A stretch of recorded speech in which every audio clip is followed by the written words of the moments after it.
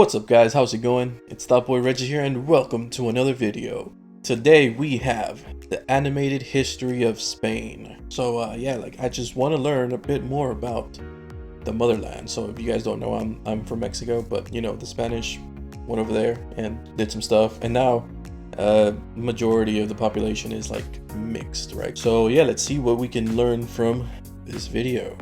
And if there's anything wrong or anything that's inaccurate, let me know down in the comments. But yeah, let's get right into it.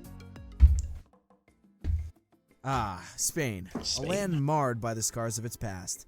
A land almost synonymous with empire, having been under the yoke of so many foreign rulers that even they began to lose count. A land whose very own empire withstood the test of time and dramatically changed the course of Mesoamerican history, and yet somehow managed to avoid 2 world wars. All this and more in... Oh yeah, that's true. Like I was gonna say the U.S. Spain wasn't involved in any of the wars, world wars.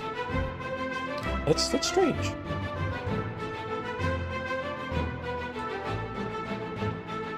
Actually, I think during those wars, I could be wrong, or maybe it was just one of them. But they were like going through like a revolution or something. I don't know. You guys let me know, or maybe we'll find out here.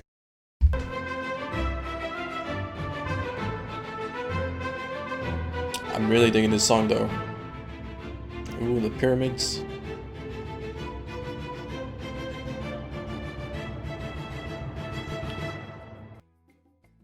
So, you probably heard that Spain was part of the Roman Empire, but before they arrived, the Iberian Peninsula already had several thriving civilizations, most of whom were thoroughly supplanted by Indo-European Celts, who had migrated south from France. Wow. Greeks and the Phoenicians had sailed these waters for centuries, setting up small trade cities and colonies. The Carthaginians, who were descendants of the Phoenicians themselves, set up a large trade empire between 650 and 300 BC, including parts of southern Spain, before coming into conflict with the Romans, who by the 3rd century were still a fledgling republic, just toying with the idea of conquering outside of Italy. This all changed with the Punic Wars, in which Rome came out on top with a slip victory over the Carthaginians' leader, Hannibal. Oh, okay, so this is how the people of Roman Spain became thoroughly Spain. Romanized, a process accelerated by immigration from other parts of the empire. Roman law, religion, and the language became thoroughly entrenched into society and culture. Because, when in Rome, I guess. Hispania fell to various Germanic and nomadic invaders in the 5th century, competing for land and dominance. The Suevi, Vandals, and Alans carved out short-lived kingdoms for themselves before being completely overrun by the Visigoths. In 587, the Visigoth king Recared was converted from an Arian Christian to a Roman Catholic, with the rest of his kingdom soon to follow. The Visigoths fought for power and control in the region with the Byzantines, remnants of the old Roman Empire in the east, and also got pushed out of most of southern Gaul by the Franks. But they did manage to consolidate their hold on the whole of Iberia, save for the Basque region, by the year 624. But Visigoth Spain was soon to be facing a new enemy 4,000 kilometers away in Medina, where from 622 the birth of Islam began to spread through the conquest of Muhammad and the Rashidun Caliphate. The empire was further expanded into previously Byzantine holdings in Africa with remarkable efficiency and speed under the Umayyad dynasty.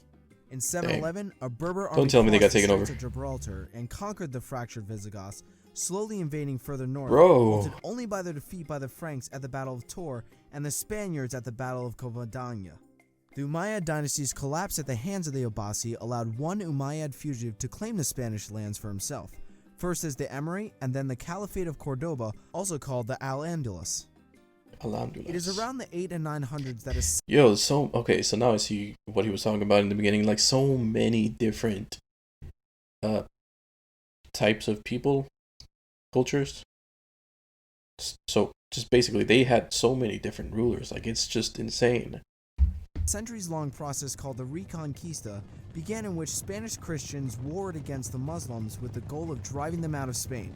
The Spaniards and the Portuguese saw the Muslims as outsiders, both in culture and religion, and very little integration happened between the two classes. The Reconquistas saw the Christian domains in the north increase in size and the southern Muslim kingdoms fracture into the Taifa state, until the Almohads united them again in the 12th century. Bro, so look, see, so many... The Almohads put what would be the last nail in Muslim Spain's coffin when they implemented a strict kill or convert decree throughout their domains, causing a mass exodus of Jews and Christians from Cordoba into the northern Christian kingdoms. A crusade was led against the Almohads from 1212 to 1250 by an alliance of Spanish kingdoms driving the Moors to a land known as the Granada. Castile and Aragon, two of the most powerful kingdoms in Hispaniola, united with the marriage of Ferdinand and Isabel to create the Kingdom of Spain, which also conquered the last remnant of Muslim Granada and the Basque Kingdom of Navarre. So this is present-day Spain now. Nice. What about Portugal? How was it that they never just decided, like, hey, let's just, you know? I don't know. You guys tell me. At the same time, an Italian sailor was bumping around from country is to that country Columbus? seeking sponsorship for a voyage to the East Indies. Finally, on meeting Isabel and Ferdinand, and after about 2 years of indecisiveness, King Ferdinand agreed to fund Columbus's voyage, in which he discovered the Americas. If by discovered you mean after Viking Leif Erikson and the people who already lived there. Yeah. The Spanish Empire in the Americas would change the world forever, at first propelling Spain to superpower status. But as soon would become evident, the discovery of new lands and the building of an empire wasn't enough to occupy the minds of the Spanish crown, and so turned their attention to religious hegemony.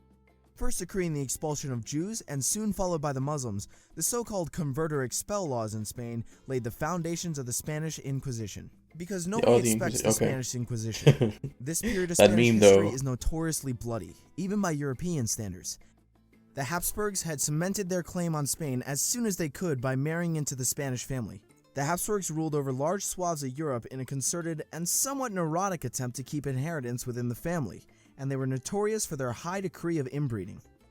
Habsburg Spain was also a political failure, drowning in inflation from an influx of American raw materials. Constant warfare and piracy took its toll on the empire, which lost its early lead for dominance in Europe to France, Britain, and Russia. The Habsburgs lost their hold on Spain after the War of Spanish Succession, in which a French house, the House of Bourbon, took over the Spanish crown. During the Napoleonic Wars in the 19th century, the Spanish army found themselves ill-prepared, as they had funneled their entire war treasury into preparation for a naval engagement with Britain, its main economic rival. The Spanish army was so soundly defeated by Napoleon that in the end they amounted to nothing more than unorganized skirmishes and guerrilla warfare. Napoleon briefly had his brother crowned King of Spain. What? With his defeat in 1813, the monarchy was restored, with rejection no clue of the about first this. Spanish constitution. This led to a turbulent time in Spain, with revolutions and counter-revolutions for the next half-century. In 1873, the monarchy was abolished and the First Spanish Republic founded. The Italian king they borrowed, famously abdicating while declaring the Spanish ungovernable.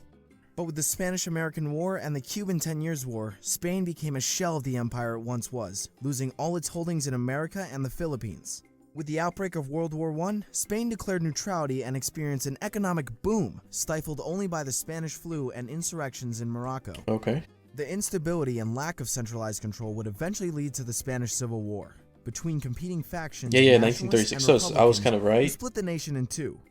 The Civil War is a long and grueling topic that has such complex motives and ideologies, not unlike those happening in the rest of Europe in the 1900s. So complex, in fact, that it deserves its own video, which is why you should go to my friend over at Feature History who has made just that. Francisco Franco and his dictatorship, which presided over the Second World War, created what we now call nationalist Spain, an ideology not unlike fascist Italy and Nazi Germany, conceding, however, the official neutrality of Spain during the war. With his death in 1975, he decreed the restoration of the monarchy with full autocratic powers, but was marred in King Juan Carlos's decision to seek a constitutional monarchy for the kingdom. Spain joined the European Union in 1986, which helped stabilize the economy and industry in the new government. The boom in tourism and economic growth in Spain were unprecedented at one point, becoming Europe's fourth largest economy.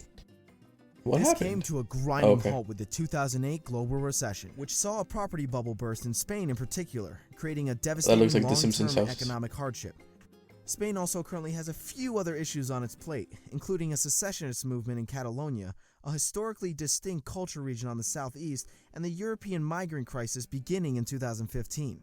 But modern Spain is still a haven of tourism, with millions visiting each year, as well as an important political entity in Western Europe, working hard for industrial growth and slowly healing the wounds of its recent history. Thank you so much for watching, everyone. Wait, that was it? Hold on. Wow, this was like super fast. I feel like we just... Yo, I kind of I'm kind of left wanting more for some reason. I don't know, man. Yeah, I felt like this one was like a really short video, and probably trying to learn the whole history of like a country is really should not be for just one like 10-minute video. But I mean, I enjoyed it. I learned some pretty good things. Hopefully they help me out in the quiz I'm gonna take. So yeah, like I'm gonna take a quiz to see how much I know about Spain, and it's gonna be in Spanish. So if you're a Spanish speaker, go over there, check it out. But yeah, this was an interesting video. I feel like it just went by super fast, and I don't know. But I mean, if you guys want to add anything to the video, or if you want to correct anything that they might have gotten wrong or slightly wrong or something, yeah, just put it down in the comments. I really want to learn more about the country, so anything helps. All right. But yeah, if you guys enjoyed, make sure to like, comment, subscribe, hit the bell so you guys can get my notification. This was That Boy Reggie, and I'll see you guys next time. Bye.